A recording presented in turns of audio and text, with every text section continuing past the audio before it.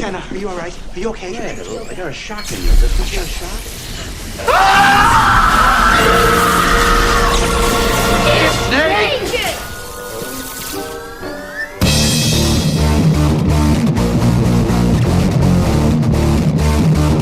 The Necro Critic is in.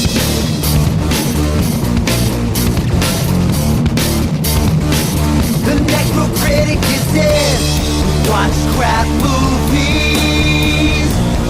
play crap games.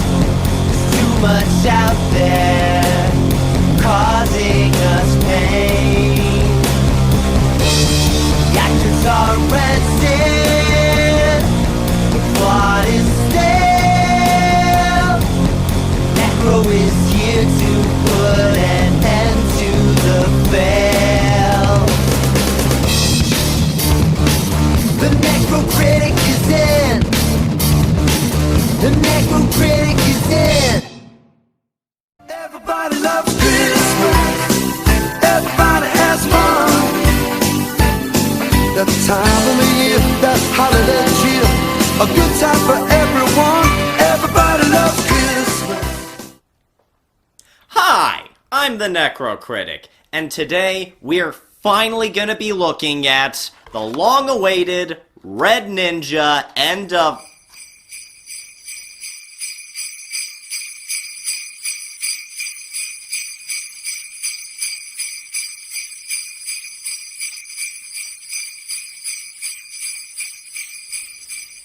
Christmas! Fuck yeah, it's Christmas! The most magical time of the year, where you get to spend time with your family, open presents, eat awesome food, open presents, and watch amazing Christmas movies. My personal favorite being The Santa Claus. This Disney classic follows Scott Calvin, a divorced father played by Tim Allen, who accidentally knocks Santa off his roof, puts on his suit, and becomes Santa himself due to a magical contract called the Santa Claus.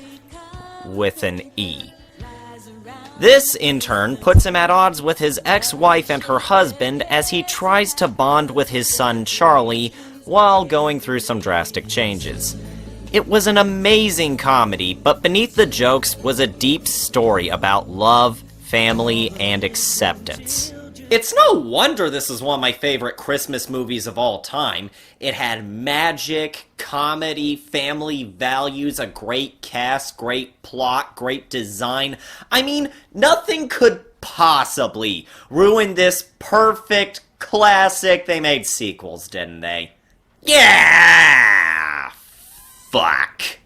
That's right, the Santa Claus was such a huge hit that Disney decided to make sequels.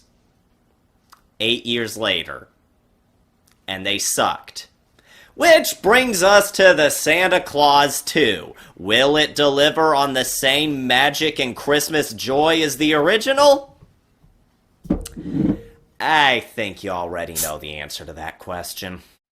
The movie starts off at the North Pole where... Oh, God, what is this? What did they do to the North Pole? Okay, I know we're just starting, but let's take a quick look at the first movie. Here, the North Pole is huge and detailed. The decorations were Christmassy, but not disgustingly cute. It was colorful, but sensibly muted so that the place looked realistic. And that's the important thing here. Realism. This North Pole looked authentic, like it could be the real Santa's workshop. Here, everything is all bright and cute and obnoxious. I mean, God, this place looks like one of those cheap, soulless Christmas theme parks that are always popping up everywhere. Seriously, this place looks cheaper and less dignified than a penny whore with coupons. So Scott is making his rounds with his head elf Bernard and another elf named Curtis when... Look out!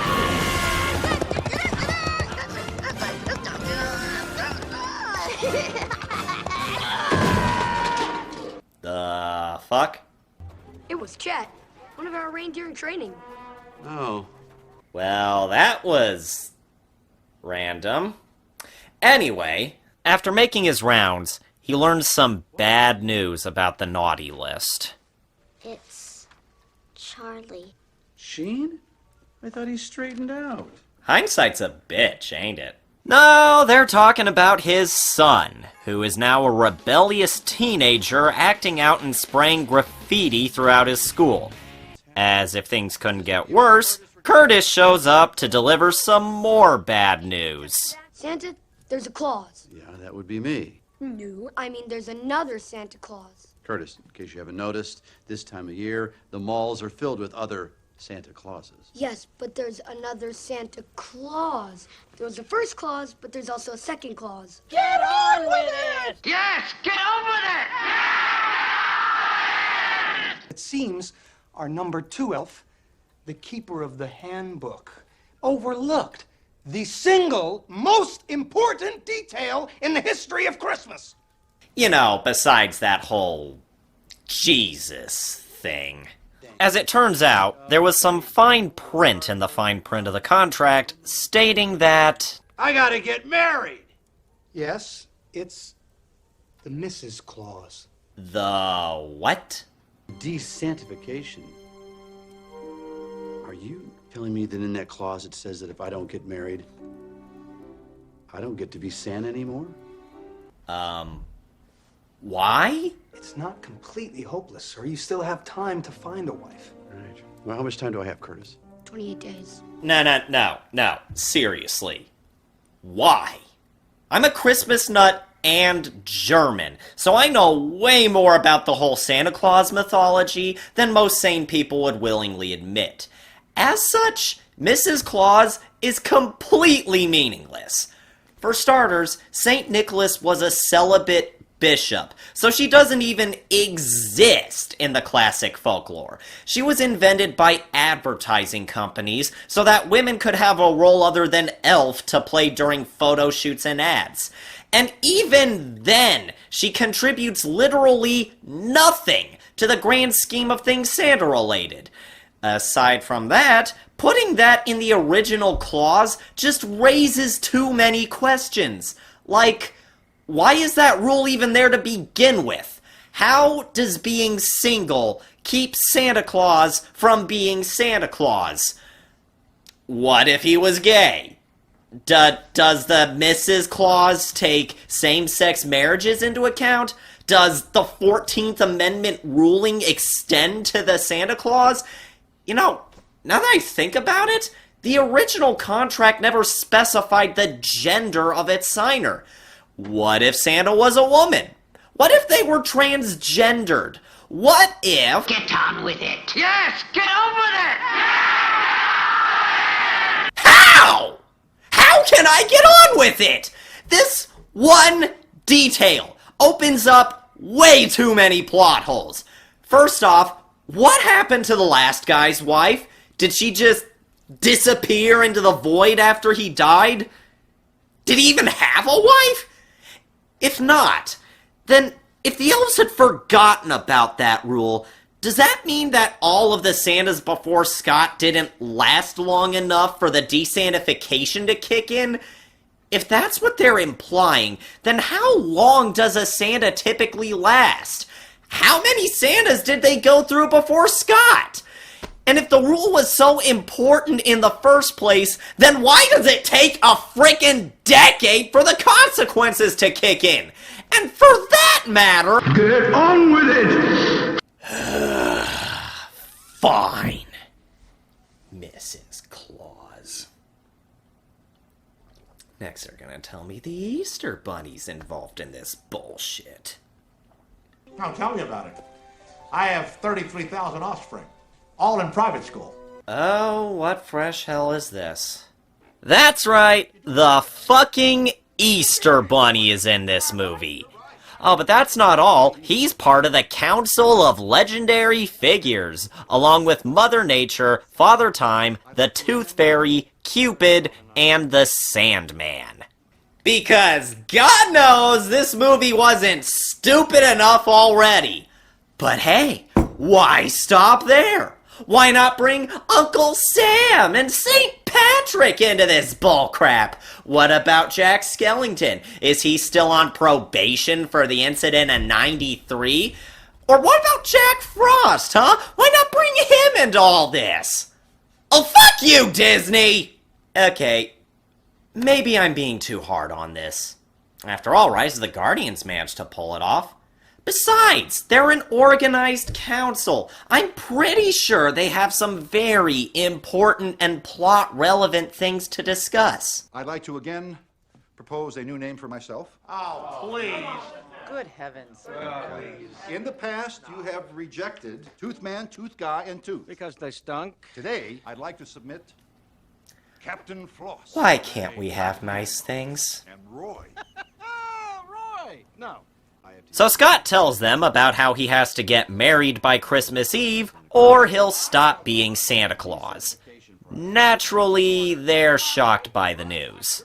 Apparently, it's called the Mrs. Claus. Don't mess with me, Santa. I'm pre-El Nino. Was that a period joke? In a G-rated Disney movie? So Scott wants to go home to help his son and try to find a wife. Problem is, doing so would mean abandoning his duties as Santa. However, Curtis comes up with a brilliant solution. Use a machine to make a robotic toy clone of Santa to run the workshop in his place. Oh. Not bad. Not bad yourself. Okay, 3 things. 1, why can't Bernard, the head friggin' elf, run things for him? He had no trouble running things on his own in the first movie. Hell, he was practically Scott's boss throughout the whole thing. B, where the hell did that machine come from? What, so the North Pole just happens to have a machine that can create a life-sized toy clone of somebody? Outside of that specific situation, what the hell would they use it for? Okay, to be fair, Curtis said that he modified it to do that, but that still doesn't explain anything. This is the first time the machine is even mentioned in this movie. What did it do before he fucked around with it? Und drei. Just look at this guy. He looks like one of the live-action Garbage Pail Kids. Jeff Dunham's friggin' dummies look more like real people than this guy. And this is supposed to be Santa's stealth replacement? How the unholy fuck can you convince anyone that that thing belongs anywhere outside of a Candle Cove Christmas special? I myself think he looks absolutely terrific. You could almost say there's a toy-like quality to him. Most importantly, he's very happy with his new look. And I would caution you all not to point or stare or use the word plastic. Okay? Okay, thank you. That's it, that's all. Back to work, please. So Scott enlists the aid of his reindeer Comet to get him home. What the fuck did they do to the reindeer? Okay, with enough booze, I can tolerate the bad animatronic and the CG, but what the fuck is that noise? I mean, look at the original! The reindeer looked realistic, and the only noises they made were grunts. And that was fine, because they sounded like actual animals. This thing? It sounds like Popeye choking on a vuvuzela.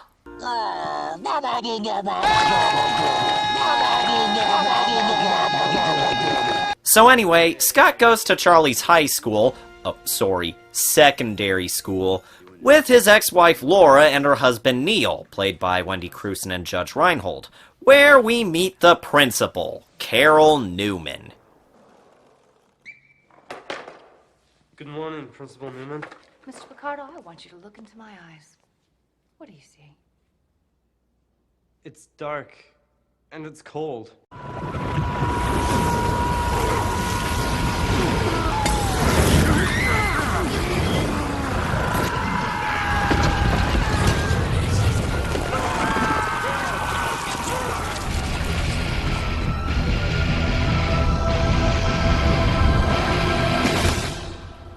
Charlie seems nice.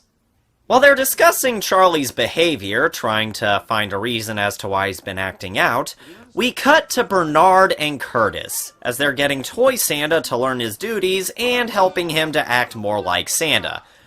Predictably, this goes... I need you to take a look at this. All right. Nice. No, I mean I need you to read it. awkwardly. You know, this book is very interesting reading. There's a lot of rules right here at the North Pole they're not following. That's what I've been saying all along. Things have gotten a little too sloppy around here. Yes, and sloppiness means mistakes. And mistakes aren't a good thing. Meanwhile...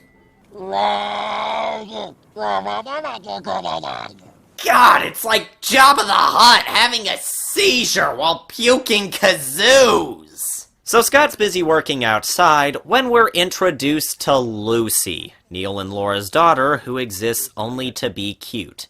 She doesn't know that Scott is secretly Santa, however, she has her suspicions. You have a reindeer, and only Santa has reindeer. Nonsense. A lot of people have reindeer. Name 5. Most of them live in Finland. I can't pronounce their names. Which I would talk about more, but that particular subplot is rather pointless! Pointless! Afterwards, Charlie gets forced into doing community service at a civic center for spraying more graffiti. While there, Scott and Carol start getting along a little better, when suddenly... Hi. Hi. I was really good this year. What? I wanted to have Santa at the swimming pool. A swimming pool? I'm sorry, she just insisted on talking to you. It's not a problem. Okay. Okay, hold on. Why? I mean, yeah, this happened in the first movie, kids lining up to sit on his lap and ask for presents, but there, he was turning into Santa. He was fat and had white hair and a beard, so it made sense. Here, the reverse is happening. He looks nothing like Santa right now. What, does that kid just have some kind of sixth sense that tells her he's Santa? It makes no sense. He impresses Carol by being nice to the little girl, but he accidentally wasted some of his magic learning her name. It cost me, Pamela.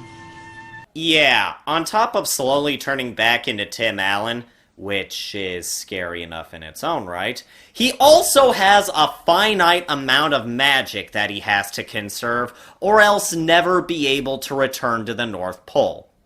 But I'm sure he'll do the responsible thing and only use it in absolute emergencies. That way, when the time is right, he'll still have enough to be able to go back.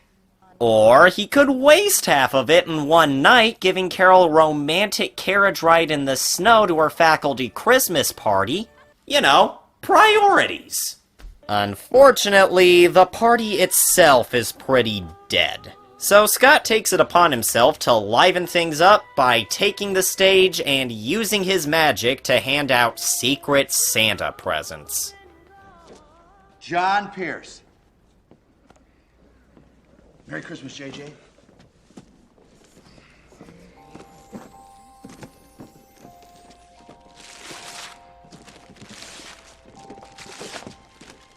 No way. This is Tosser Cross. I used to love this when I was a kid. But I never told anybody. Who did this? Okay, to the movie's credit, this is a great scene. Watching everyone's faces light up after getting their childhood toys as Christmas gifts, all the fun and energy they all have playing with them, this right here is a great moment in displaying the joy that this season represents. That sentiment and wonder right there, that is what makes a great Christmas movie. Not moms dying of heart failure, not ugly magic Jesus shoes, not dying kids giving up their organs to save dying teachers. Buckle up, folks. Next year's gonna be a nightmare. As Carol starts gushing over how he was able to do that, he gives her the baby doll that she got the year she stopped believing in Santa, which is enough to seal the deal with a kiss. Meanwhile, at the North Pole, Toy Santa starts taking the naughty and nice list too seriously and deems everyone on Earth naughty for the tiniest of offenses. In Denmark, there's a guy named Sven Hallstrup, right here. He's a Dane. Apparently, he was wiping his nose on his sister's shirt. Yuck! That's not very nice, and yet he's on the nice list. To that end, he goes full Third Reich on the place and cranks out an army of toy soldiers to force the elves into stopping all toy production so that he can give nothing but coal to everyone on Earth. Wait a minute. We have an evil robot Santa with black and white morality standards who judges everyone to be naughty. Why does that sound so familiar? Please let us live. We'll put out milk and cookies for you. You dare bribe Santa? I'm going to shove coal so far up your stocking you'll be coughing up diamonds.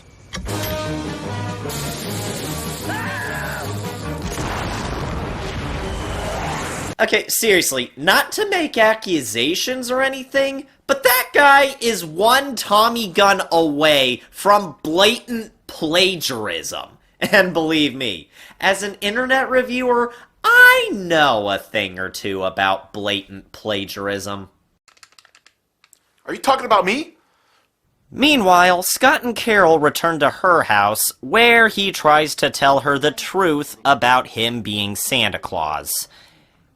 It goes about as well as you'd expect. You're trying to push me away. It's working. Carol, don't make me leave.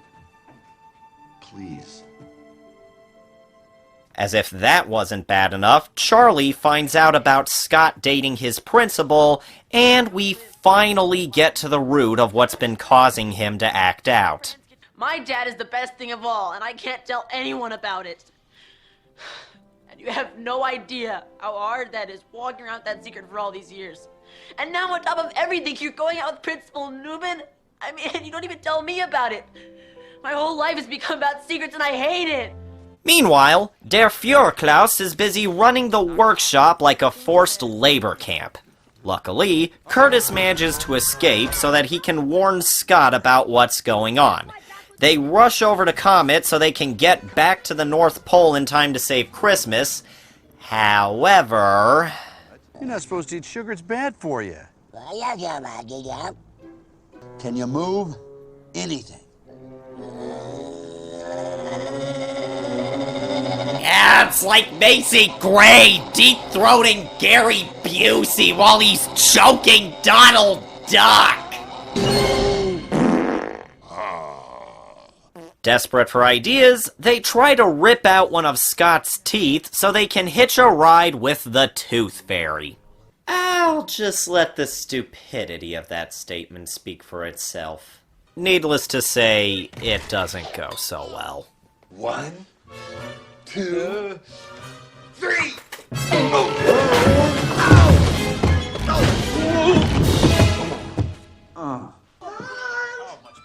Yes? I lost another tooth. Should I put it under my pillow? Well, ain't that just convenient? So the Tooth Fairy sneaks into Lucy's room and... Okay, I'm not sure why, but I have this sudden urge to watch Kim Possible, Saturdays on Disney and Disney XD. Anyway, Scott and Curtis capture him and convince him to fly them to the North Pole. Meanwhile, Charlie goes to Carol and convinces her that Scott really is Santa Claus by showing her the magic snow globe that Bernard gave him in the first movie. Seeing isn't believing. Believing is seeing. You haven't seen anything yet. So Scott and Curtis make it to the workshop, but immediately get themselves captured, leaving them helpless to stop Toy Santa and reflecting on the mistakes they've made leading up to this point. This is all my fault. I thought I could create another Santa. My elfin pride blinded me to all reason. I ruined Christmas.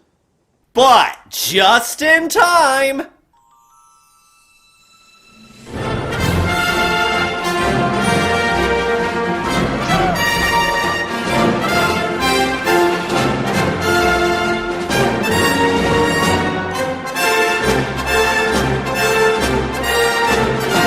now that they're reunited, they free all the elves and rush off to stop Toy Santa, but they're just too late. How are they gonna catch up to him? Why, with Chet, the special needs reindeer from earlier. Seriously, the face, the motor skills, the verbal tick, what are they trying to convey here? What is this reindeer's damage? Curtis? He's just a baby. Nah. That ain't no baby. That's a reindeer what went full retard. Never go full retard. You know how the Academy feels about that shit. Everybody knows you never go full retard. So the elves stay behind to fight off the toy soldiers, while Scott catches up to Toy Santa. God, this one sounds like the Rugrats being strangled by a bagpipe! He manages to hijack the sleigh and crashes it into the village, where they capture Toy Santa and shrink him in the machine that made him. Because it can do that, apparently.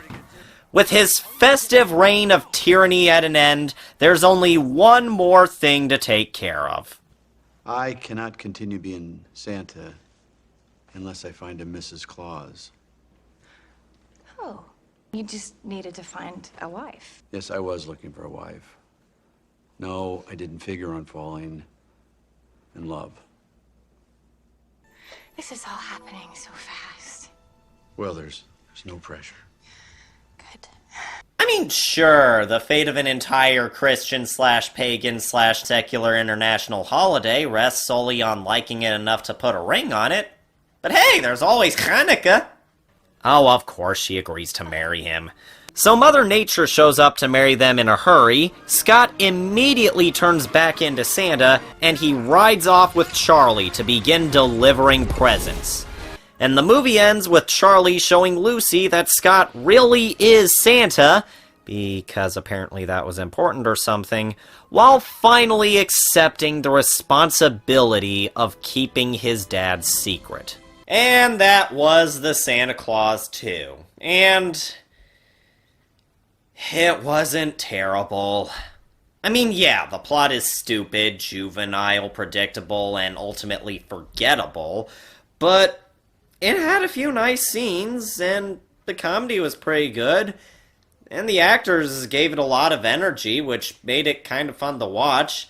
Is it as good as the original? Hell no, not by a long shot. But if it's playing on TV, and there's absolutely nothing else on, I'll gladly give it another watch. Which is more than I can say for the third one! Seriously, the fact that I have to put up with the third movie, the movie that is a giant middle finger to one of my absolute childhood favorites, is nothing short of infuriating. You know what? Why do I even bother at this point? Companies keep making soul-crushingly terrible shit, and all I do is sit here and bitch about it. I spend months putting forth the motivation that it takes to put in entire weeks worth of effort in making these videos. And what thanks do I get? Pennies a month from ad revenue. Collectives reject me because I'm just not what they're looking for. YouTube completely fucks me over because their robots don't understand what the hell fair use means. And the bitching. Good Lord, the bitching. You're a retarded faggot. Your voice is annoying. Eric isn't bad, you just suck at it. How dare you like School Days? That anime is cancer. You only hate Stardust because you're too stupid to get it. John Borman didn't even get it because he was stoned off his ass when he made the damn thing. All the while, my minuscule fan base gets a cheap laugh or two while I die a little inside.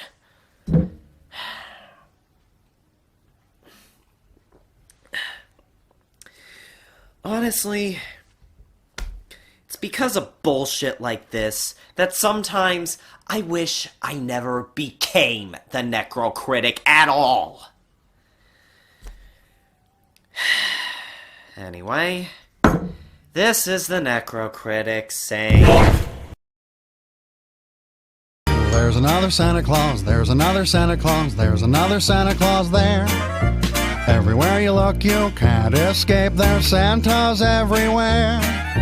Bells are ringing, children screaming, something doesn't seem right. His beard is gray and that's a nice toupee, but his eyebrows ought to be white. Oh, you are a sad, strange little man.